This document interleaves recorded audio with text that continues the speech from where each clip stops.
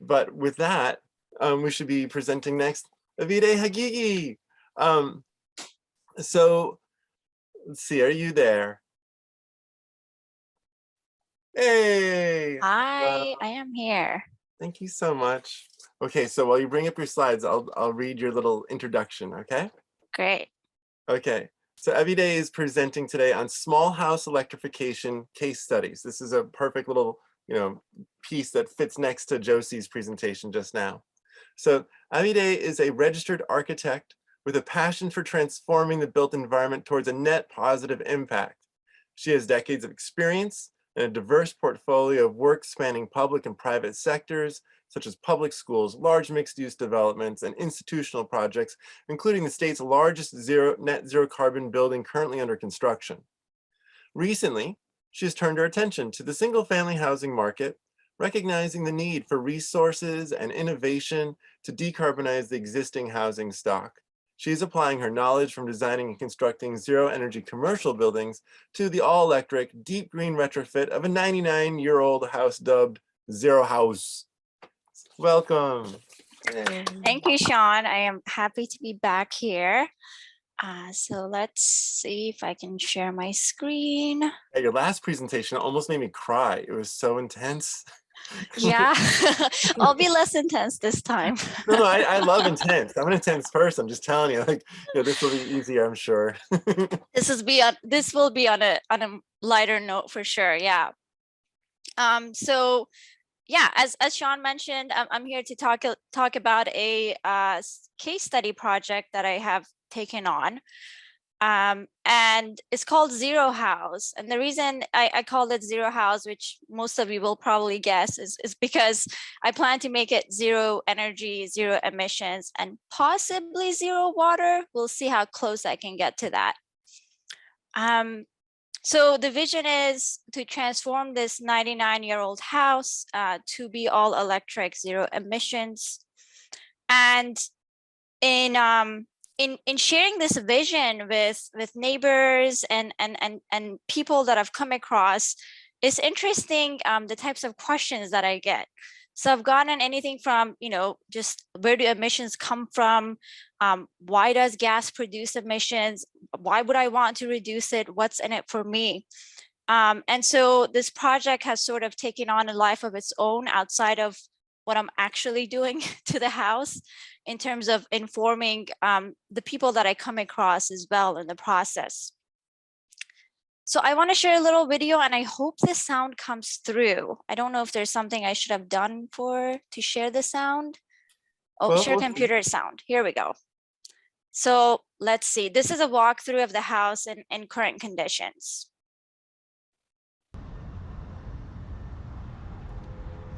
Hi everyone, welcome to my tiny house, also known as Zero House. Now, why Zero House? Stay tuned till the end of this video and I'll explain that.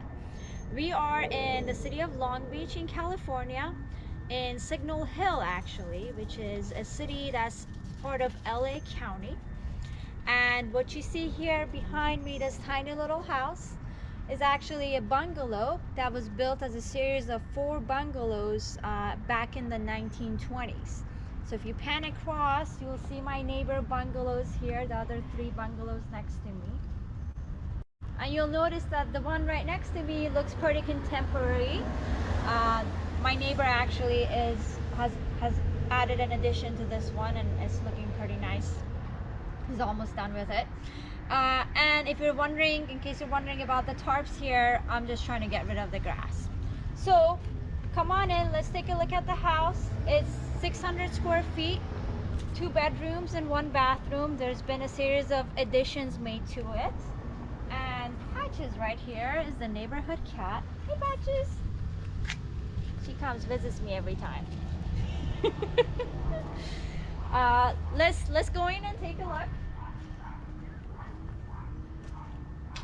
So these houses were for the oil workers. They would go to the top of the hill, do their work, and come back down and need a place to sleep. So they were originally built for that purpose, and that's why they're tiny. We'll go in from the living room. Okay, so welcome to my cozy little living room. You'll see I've got a bed in my living room right now. That's just me in the process of moving.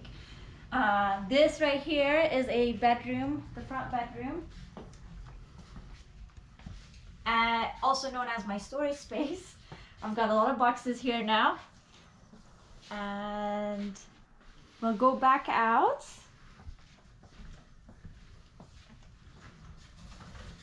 So you'll notice that this house doesn't have any central AC or heating. The previous owner actually added window AC units here. And there's a wall heater. This is a gas wall heater that we'll be replacing. Come on into the kitchen.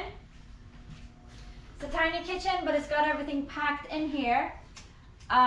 It's got a little bit of a mismatch of styles happening right now. You'll see there's oak cabinets, but then there's a weird IKEA cabinet thing here. And this wall used to be the exterior wall of the house, so there was 2 additions made. We'll go into the back bedroom addition now. So this bedroom is actually about 1 foot higher than the rest of the house for some reason. And it's got some nice built-in cabinetry, which was pretty common at that time to have cabinetry in houses. I intend for this to be my main bedroom. You'll see tape on the floors. This is how I do space planning. Okay, and then we'll go out this way. This is the other addition, which is a little mudroom. It's a bit of a wasted space right now since you've got 2 doors opening into it. So we'll be doing something about this. And then there's a bathroom here.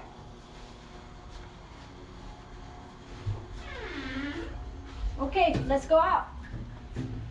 This is the back door that leads to the patio. Okay, so this is my patio. Gets nice ocean breezes coming in. And then if you look this way, this is my side/front yard. That's this beautiful lawn. I've got 2 ficus trees here in the yard that were planted some years ago. And if you see, you know, the tarp and then the grass here on this side, this is all me. This is me trying to get rid of the grass, which is harder than it looks. Yep, and that was me digging with the shovel. That took 3 hours. Okay, so I'm gonna be doing quite a bit of landscaping work. Some of that has started, as you can see. Why zero house? So this house has a history of being reliant on fossil fuels, and even to this day is reliant on gas for heating and for some of the appliances. The vision is to turn this house, this 99-year-old house, into a zero emissions all electric house. So that means that it's only going to be using electricity as its main source of energy for heating and cooling and all appliances. And why am I doing this? It's really so that I can showcase this type of retrofit is doable. It can be done on a normal budget. And if I can do it at an old 99-year-old house, so can you. So I'm going to document every step of the process. Stay tuned with me. Bye. Okay.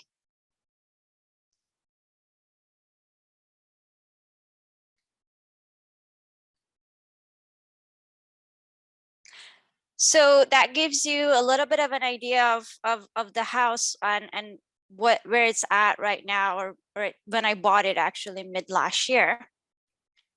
So here's a floor plan. As I said, 2 bedrooms, 1 bathroom. It's got, you know, awkward additions that were added. It's got different floor levels. The foundation's not bolted because it's old. And some of the existing equipment in there, I've got a 100-amp electrical panel, typical for the houses in this area. The window AC units, which Kip talked about a little bit earlier today. And I've got a gas wall furnace. The house also has a super old, I think they said it's 19-year-old gas water heater that's sitting outside in this really janky enclosure.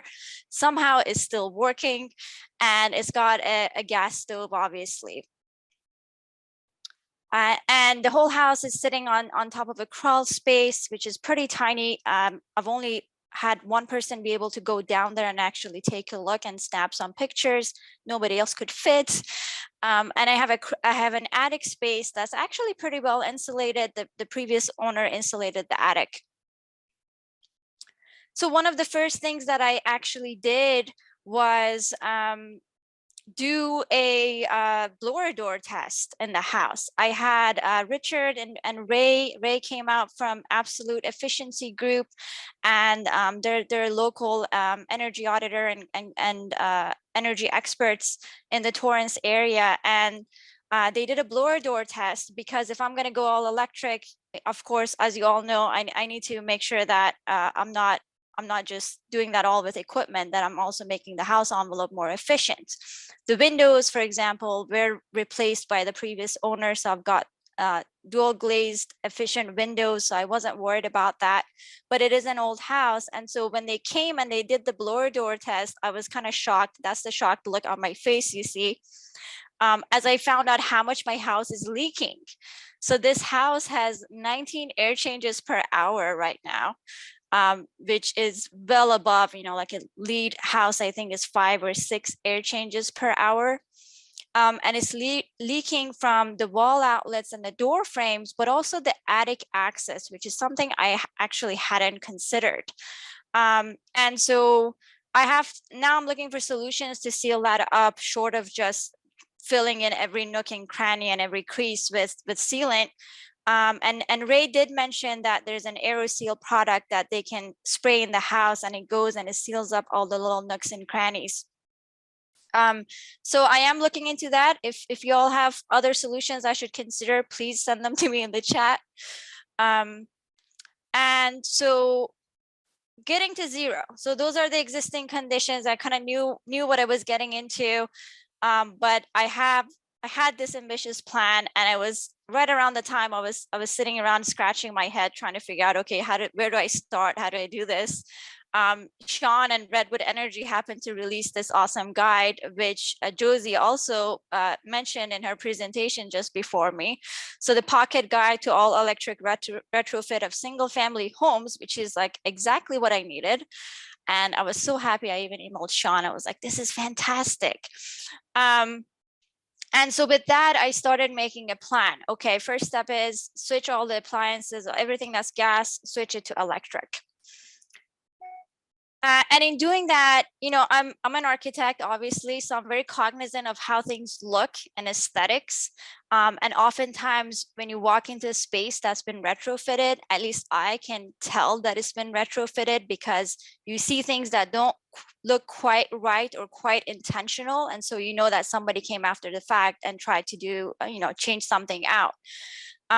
So my whole thing with this renovation is I really don't want it to look like it's a retrofit per se. I want it to look like it's beautiful, elegant, timeless, and that it was designed this way. So how do you do that?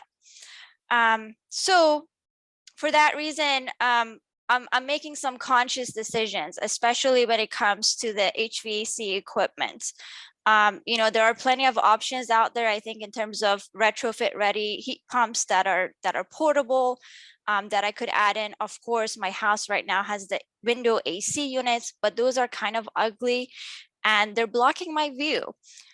So I actually found out about this HPAC 2.0 unit. That's basically it's both heating and cooling.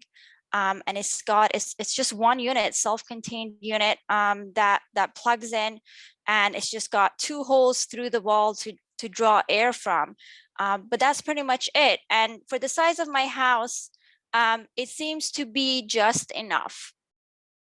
And then, of course, replacing my gas water heater with an electric water heater. The Ream 50-gallon seems to be about the right size. Right now I have a 40-gallon water heater, and I'm trying to get the 15 amp, but the issue is where to get it from. Apparently the suppliers do not know where to get it from.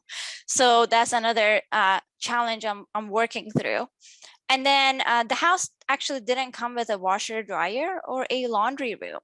And it's so tiny, I don't have space to add a laundry room. But I really do want the house to have all the conveniences of modern living. So what to do? And I researched and I found out about this all-in-one heat pump dryer and washer that's all in one unit, so you don't need a separate washer and dryer. And these models are actually pretty popular in Europe. They're very space saving, and you can put a nice counter on top of it to fold laundry or whatever and use that counter space. So this one, and stars aligned, somebody that I knew actually had one of these in her apartment and she was selling hers, so I bought it off of her. And that's my tiny house solution for washer dryer. And then again, going with having all the luxuries of a modern home, just because you're living small does not mean that you have to downgrade your quality of living. In fact, it could even be higher quality living. And so going with Bosch appliances, one of the reasons being that they're a European brand, they have been doing induction cooking and designing induction cooktops, so they very much know what they're doing here. And the second reason being that because they're European, they have smaller appliances that fit my house better. So instead of a 36-inch cooktop, I'm putting in a 24-inch cooktop, induction cooktop. Instead of a standard 36-inch oven, I'm putting in a 24-inch one. And instead of a 24-inch dishwasher, I'm putting in an 18-inch dishwasher. So then the next question was, will all of this fit on a 100-amp panel? That was a big question because I had multiple electricians actually come to the house, and the first thing they all said is, well, you're gonna have to upgrade your panel. There's no way you can do any of this. And so I was getting ready to fork out the money, unfortunately, until I talked with Sean and Redwood Energy, and I found out that, well, maybe I don't have to do this. And this is essentially what Josie just covered in her presentation. And Dylan at Redwood Energy also has been super helpful in helping me figure this out. I'm an architect. I don't do electrical loads and calcs, so this was my first kind of foray into this. And really, it was revealing for me to realize that even though I'm going to have all of these added loads on the panel, that in the electrical code, there's a way to reduce that because there's a coincidence factor that gets applied to some of these loads.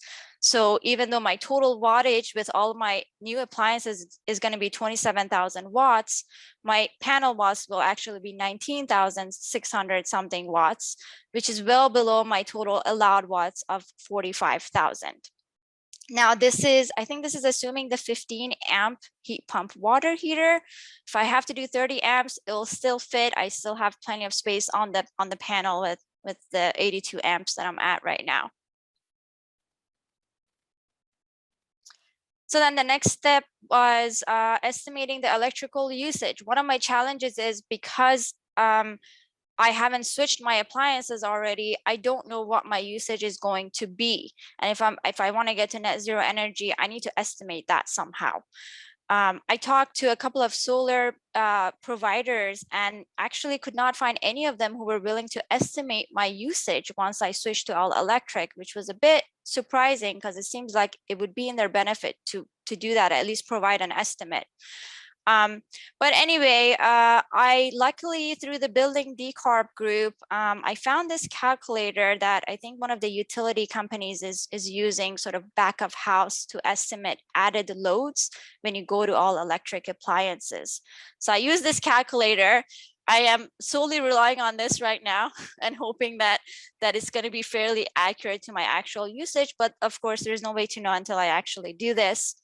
I estimated that I'll have an annual added kilowatt hour usage of 3785 kilowatt hours.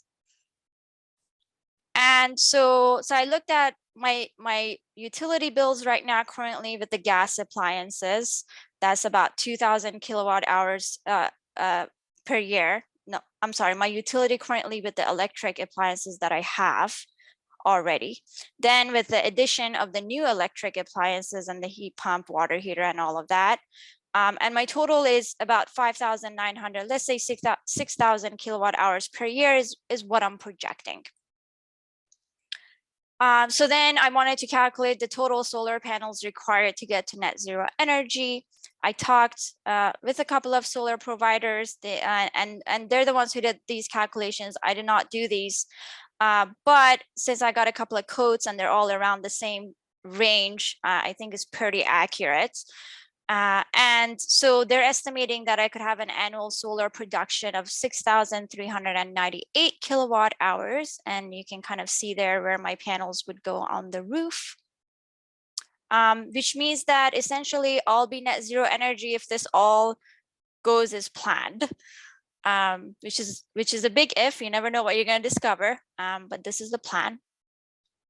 Then I also took it a step farther and looked at carbon emissions because I was just curious. And I used the EPA calculator, which is publicly available for homeowners and anybody to estimate their current emissions and then estimate what it would be if they swapped out some appliances actually. So my current usage is about 4,500 pounds of CO2 per year. My proposed usage, you see, I'll have zero natural gas, but my electricity is going to be more than double from my estimates. But my total carbon emissions is still going to be much lower than my current because carbon emissions of electricity obviously is much lower. And this is not taking into account the solar.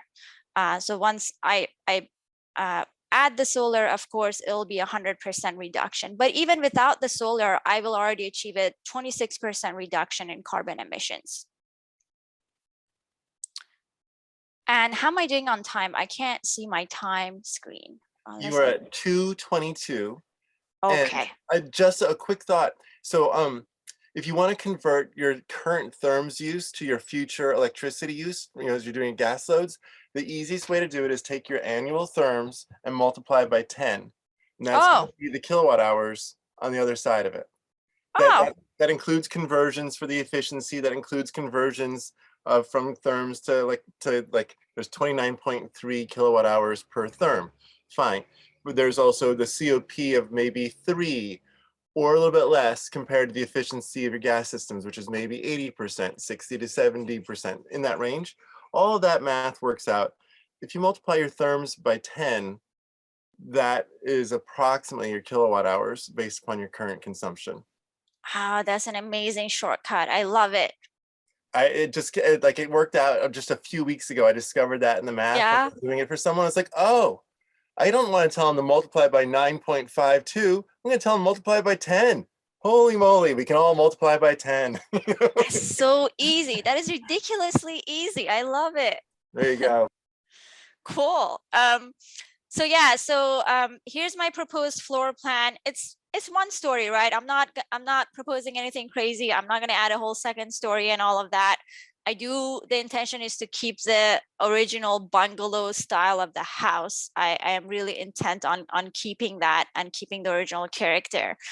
But I'm adding new laundry, all new electric kitchen, new equipment, and even hopefully being able to lower that back bedroom floor, which might be a bigger project than I want it to be.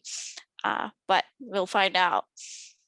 So here's a quick 3D snapshot of what the house will look like. The gray areas are the additions or the parts that I will be touching. And so the last part, I just want to go over some of the challenges. I think I've been sharing some of that throughout my presentation so far. But coming from working in the commercial sector, essentially, and I'm working on huge zero carbon, all electric buildings with big clients. So I'm doing this on a day-to-day basis. But then going from that to the single family residential market, I guess I should have been prepared for this, but I was not expecting so much of a knowledge gap. There's a big knowledge gap. There's not a whole lot of resources for homeowners in the single family residential sector to know what their options are, how to do this, who to reach out to, who to talk to. All of that is just sort of missing.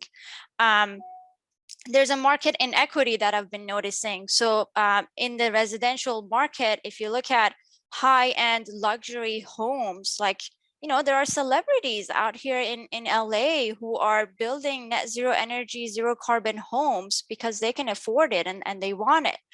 And then on the other end of the spectrum, there is a lot of the affordable housing financing is actually tied to some sort of efficiency factor or LEED certification or ZNE.